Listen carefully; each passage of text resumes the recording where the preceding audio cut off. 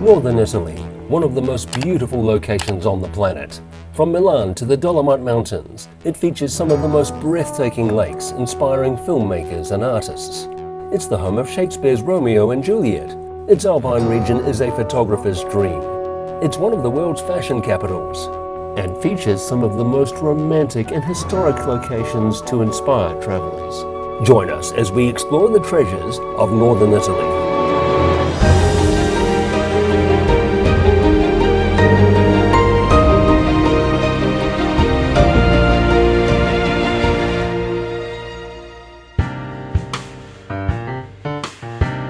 Northern Italy borders a number of countries including France, Switzerland and Austria, connecting it to Greater Europe. We'll climb to the roof of the largest Gothic cathedral in the world. View a Da Vinci masterpiece close up. We'll explore dreamy romantic lakes. View a balcony famous in English literature. And stand 2.5 kilometers above sea level in awe of the majestic Italian Alps. Our journey begins in Milan, the economic powerhouse of Italy. Using Milan as our staging point, we'll travel to Lake Maggiore and Lake Como. From there, we'll catch a train to Verona, Shakespeare's inspiration for Romeo and Juliet. Finally, we'll finish our journey close to the Austrian border to walk the mighty Dolomite Mountains. Milan, or Milano as Italians call it, is not only Italy's fashion capital, it's one of the fashion centers of the world, standing on an equal footing to Paris for haute couture. The most recognizable landmark is the cathedral, or Duomo, in the city center. Dedicated to the Nativity of St. Mary, it stands 108 meters high and can seat 4,000 people. It is in fact the largest Gothic cathedral in the world, and the 5th largest Christian church structure, with St. Peter's in Rome taking first place for the gargantuan cathedral category. It took 600 years to build, starting in 1386, and was completed fairly recently in 1965. Even in today's busy, modern world, faith is still strong in Italy. Gothic design features pointed arches, ribbed vaulting, an engineering marvel to hold up the weight of the ceiling, and external beams called flying buttresses. These push back on the structure to provide a counterforce to prevent the weight of the ceiling from pushing the walls out. For a small fee, you can climb to the roof of the cathedral. From there, you can enjoy a different vista of Milan as you enjoy some of the 135 spires,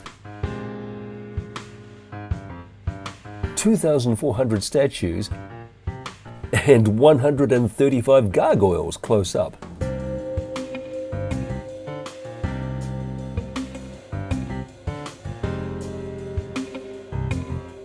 Surrounding the cathedral is the central town square where both tourists and locals come to hang out or dine.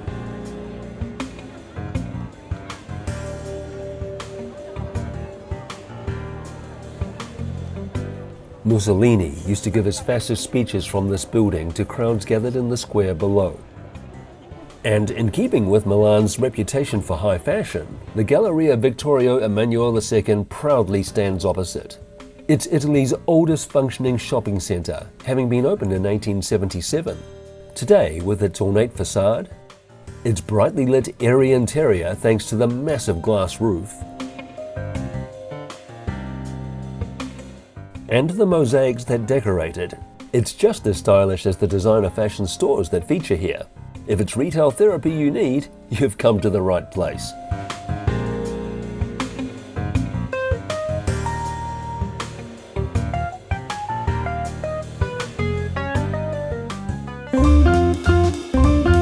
An easy walk from Milan's cathedral down Villa Dante, the city's main shopping precinct, will take you past more stylish boutiques.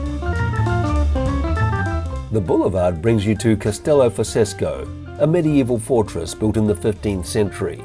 It's now home to several museums and art collections. But there is one art museum about a 20-minute walk away from here that has only one exhibit.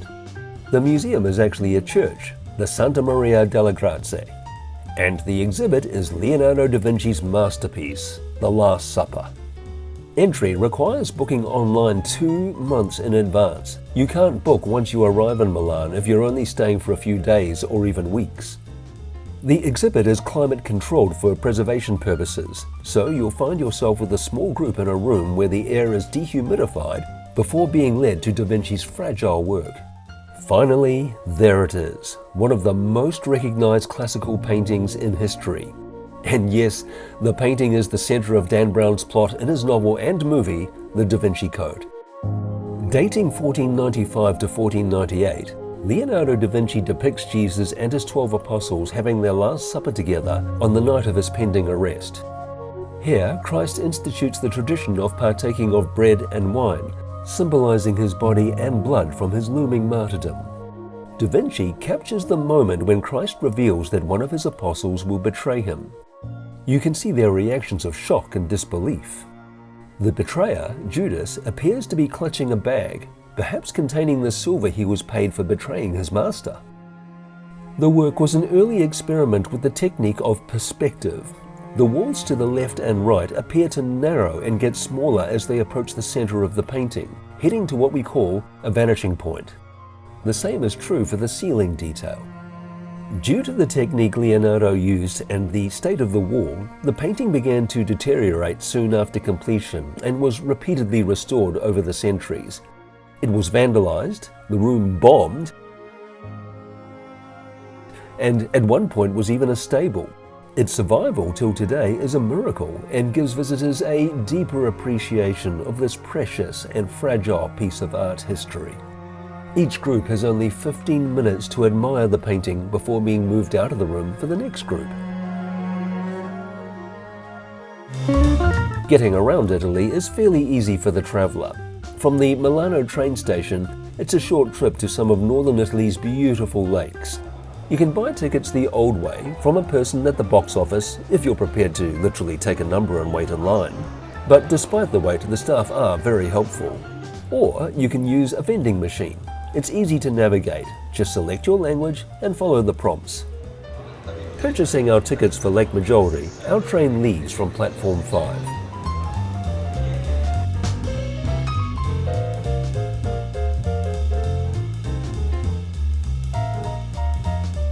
Maggiore is one of several achingly beautiful lakes in northern Italy. It has a number of towns lining its shores. If you're only visiting for a few days, stay at Stresa. It's a small town with great hotels.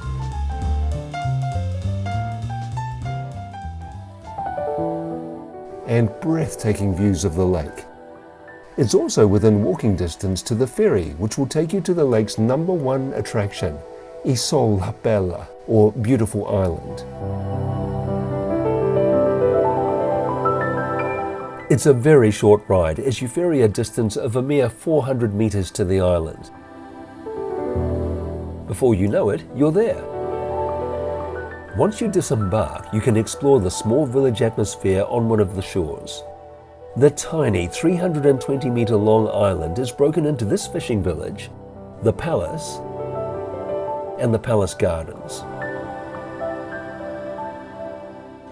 The palace began construction in 1632 by Carlo II of the influential house of Borromeo, dedicating it to his wife, Isabella, after whom the island is named.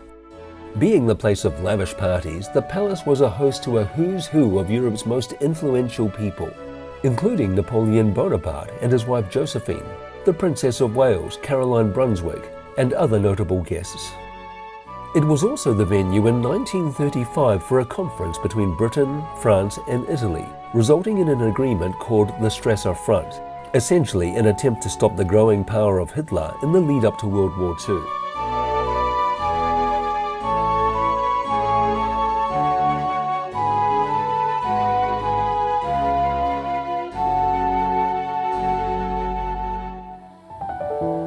The word bella, or beautiful, barely begins to describe the formal gardens. They are more than just beautiful. They are wonderfully beautiful, spellbinding, and enchanting.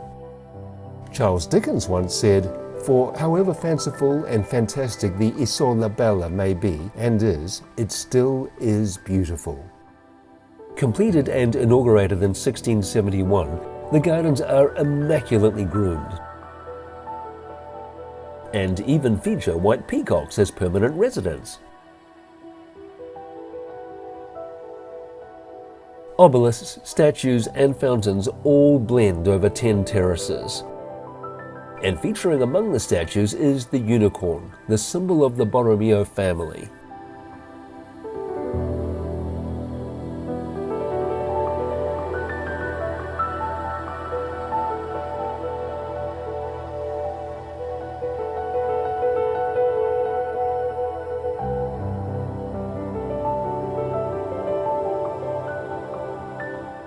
While there are other attractions like monasteries and castle ruins, Isola Bella is the headline act and should be at the top of your list when seeing the treasures of Lake Maggiore.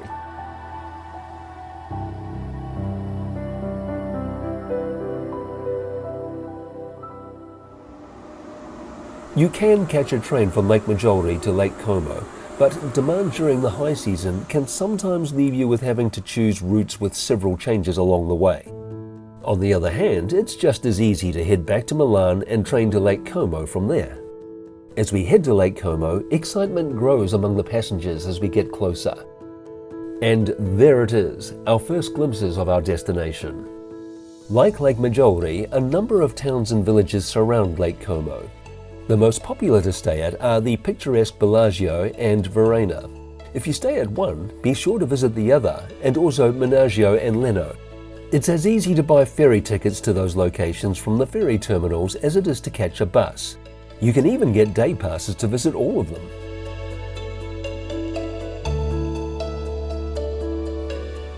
From the lake, you pass beautiful, Instagram-worthy villages along with elegant villas, hotels and churches.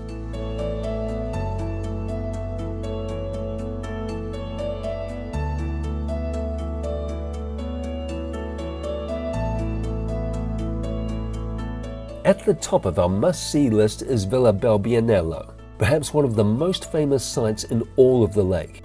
You can get there by disembarking from your ferry at Leno. From Leno, you can take a walk to the villa gates or water taxi to Balbianello's jetty.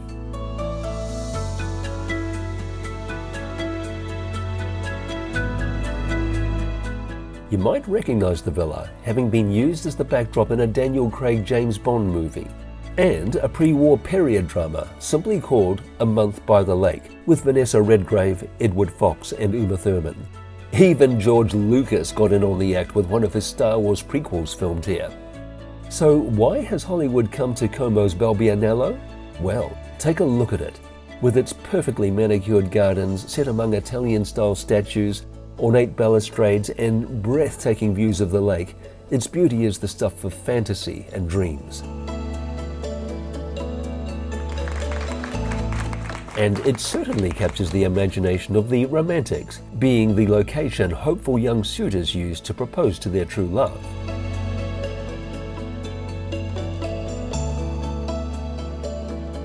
And of weddings for those who have already gone that one step further, saying I do. Among them, singer Johnny Legend, who joined the list of those getting married here.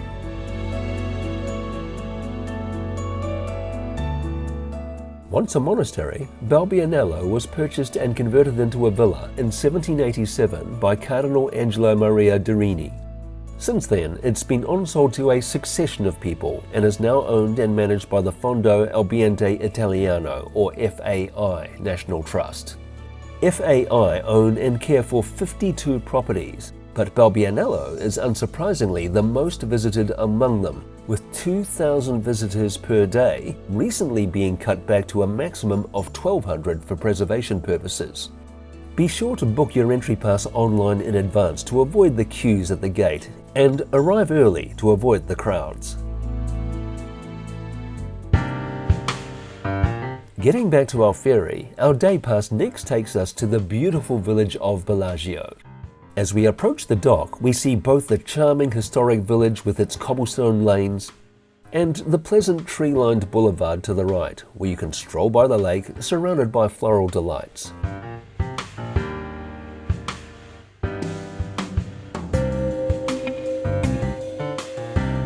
In the village centre, you can take a leisurely stroll around the shops and cafes. Explore the narrow alleyways as you browse boutiques, view leather goods, and smell perfumes on offer. And if stairs are not your thing, the shoreline has plenty to see, including shaded cafes where you can just relax and take in the views.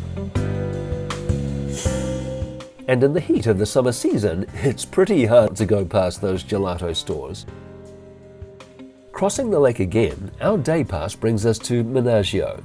It's a much quieter village compared to Bellagio. However, like Bellagio, this village is also characterized by its garden-like seaside walkways and flower beds, and lovely viewpoints to enjoy the lake. You can be in one of many villages in Como, but no matter where you are, it's always beautiful gazing out at the lake and a restful break if you've been frantically touring.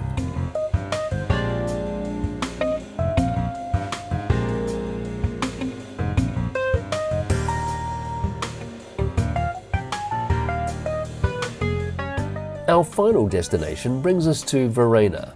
Like Bellagio, Verona is one of the most popular villages.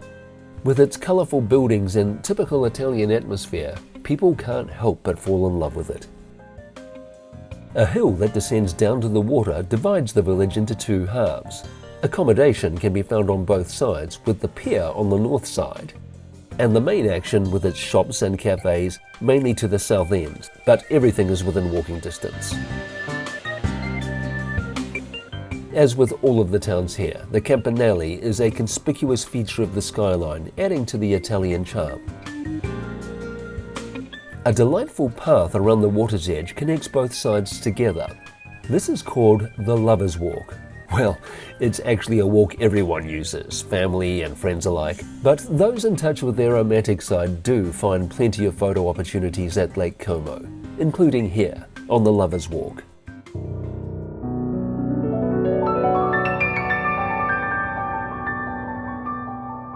There are more noteworthy villas here with beautiful gardens, including Villa Monastero. The current property dates from the 19th century, but its history goes all the way back to the 12th century when, like so many Italian villas, it was originally a monastery. Then, in the 17th century, it was converted into a private villa. Ownership changed a number of times until in 1939, Monastero was donated to the government and is now a museum. For a modest entry fee, you can admire the gardens, the interior of the villa itself, and the unique vistas it offers of the lake with the classical architecture of its columns, statues, and pergolas framing the foreground. It's an absolute must-see when you're in Verona. The cafe precinct along the shore is compact. In the high summer season between July and August, you sometimes have to queue to be given a seat. But the reward for waiting is this incomparable view of the Italian village setting on Lake Como. And of the sunsets. Verona is on the east side of the lake, looking towards the west, so the day draws to a close with an inspiring natural light show. It's a good time to reflect on the wonderful things we've seen, and a fitting way to end our visit in Como before we set off for Verona.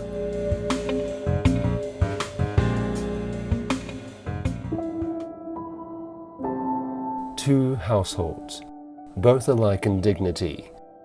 In fair Verona where we lay our scene, from ancient grudge break to new mutiny, where civil blood makes civil hands unclean. From forth the fatal loins of these two foes, a pair of star-crossed lovers take their life, whose misadventured piteous overthrows do with their death bury their parent strife. This prologue that opened Shakespeare's classic play of the two star-crossed lovers, Romeo and Juliet, has been read countless times since the late 1500s, and the story was based here, in Verona. Verona is a charming medieval town. Like Rome, it's an eclectic mix of 13th century buildings standing next to 2,000-year-old ruins from ancient Roman times. During the 13th and 14th centuries, it was ruled by the Della Scala family, during which time the town experienced prosperity while under the protection of its surrounding walls. So, what do you suppose the crowds of tourists come to see? You guessed it, it's Juliet's balcony. the place where Romeo overheard her declaring her love for him, before climbing it to reciprocate his feelings towards her.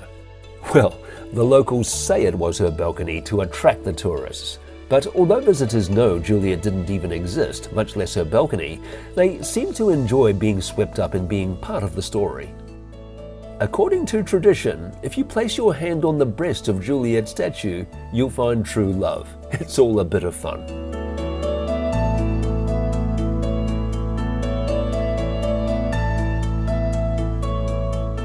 And on the wall at the entrance to the balcony courtyard, couples have written their names, declaring their love to each other.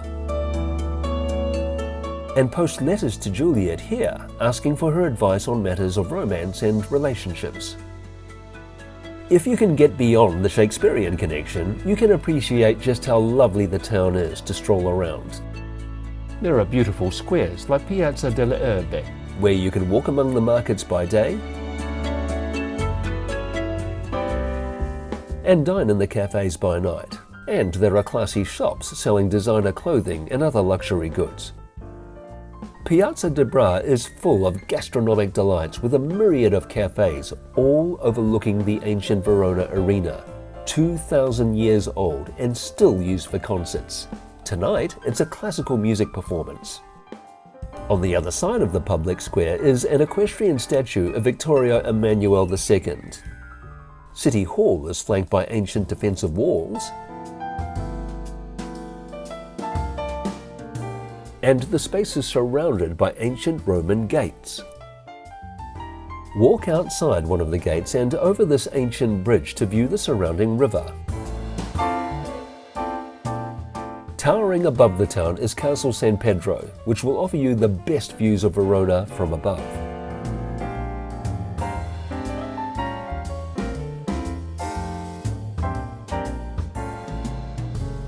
Verona is a good place to make your way north from to the Italian Alps, the Dolomite Mountains, or as the Italians call it, the Dolomiti.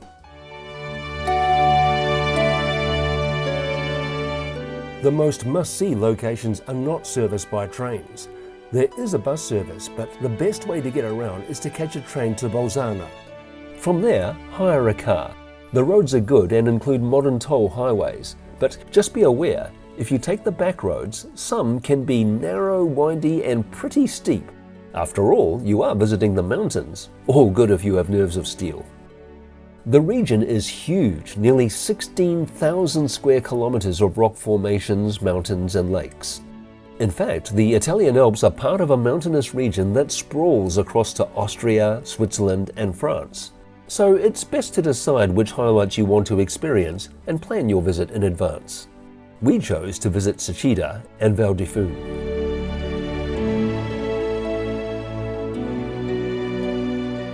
Like the rest of the Dolomites, Seceda is a great place to ski in the winter, hike the trails in the summer, climb mountains if you're a serious adventure tourist, or just tote a camera if you simply want to enjoy the majestic views. There's something for everyone, even cafes along the walks and at the top bridge.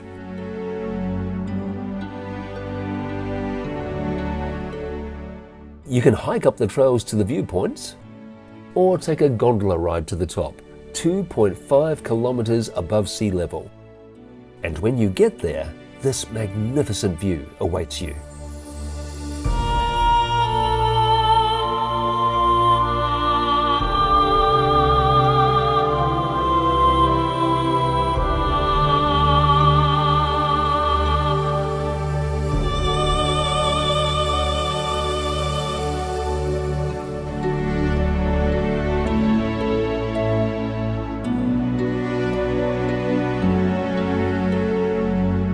The summit is marked by this wooden statue of Christ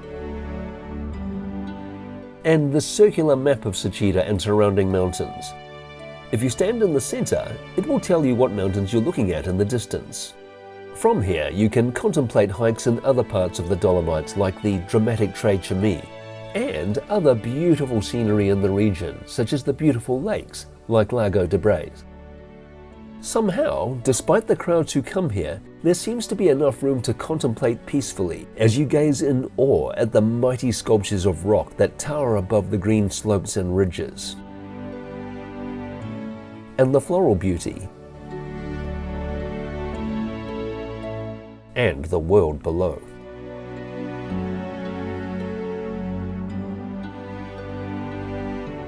In another part of the region are sites that have become icons of Europe's landscapes that have captured the imagination of travellers for decades. Val di Funes features in books, travel brochures and postcards, and you can see why.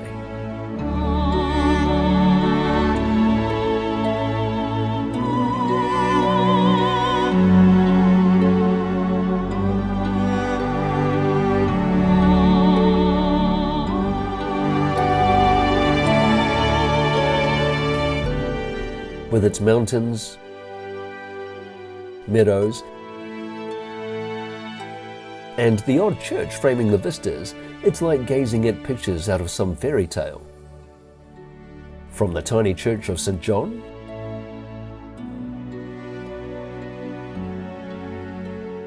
to the charm of the meadows surrounding St. Madalena, in all cases, the Dolomite Mountains provide the stunning backdrop to a day in an alpine paradise.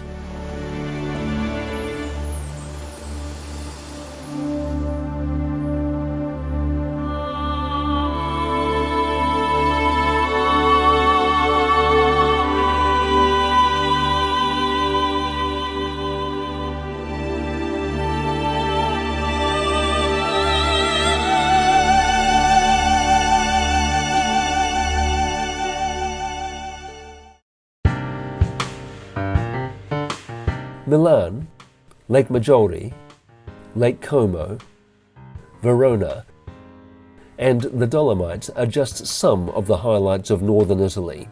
However, no trip to the Italian north is complete without also visiting Portofino, just a 2.25-hour train ride from Milan, and Venice, just over an hour by train from Verona. If you want to find out more, see our traveller's guides on these two beautiful destinations. So beautiful, in fact, we dedicated an entire episode to each of them. Northern Italy is a world unto itself, with such contrast between the ancient, the medieval, the romantic, the charm, and its natural wonders. But don't just see it from your armchair, see it for yourself, with your own eyes. And if you do, you'll agree these are truly treasures of the world.